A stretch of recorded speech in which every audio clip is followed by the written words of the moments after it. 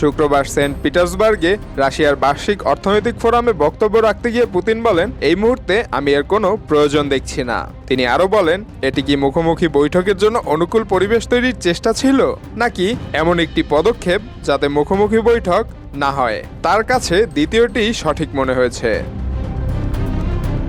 পুতিনের প্রতিক্রিয়ার পর জেলেনস্কি বলেন, রাশিয়া আবারও যুদ্ধকেই বেছে নিচ্ছে। তার ভাষায়, পুতিন যুদ্ধ শেষ করতে চায় না। তার এই উত্তরে বিশ্বের অনেক মানুষই হতাশ হয়েছেন বলেও মন্তব্য করেন তিনি। ইউক্রেনের সঙ্গে যুদ্ধ বন্ধের শর্ত হিসেবে রাশিয়া বেশ কিছু দাবি সামনে এনেছে। এর মধ্যে রয়েছে দোনেৎস্ক, লুহান্স্ক, খেরসন, জাপোরিজিয়া অঞ্চল থেকে ইউক্রেনের সরে যাওয়া এবং ন্যাটোতে যোগদানের প্রচেষ্টা বাদ দেয়া। তবে কিয়েভ এসব শর্ত মানতে রাজি নয়। ইউক্রেনের যুক্তি, মস্কোতে ভূখণ্ডগত ছাড় দিলে ভবিষ্যতে তারা আরও আগ্রাসী হয়ে নতুন করে আক্রমণে উৎসাহিত হতে পারে।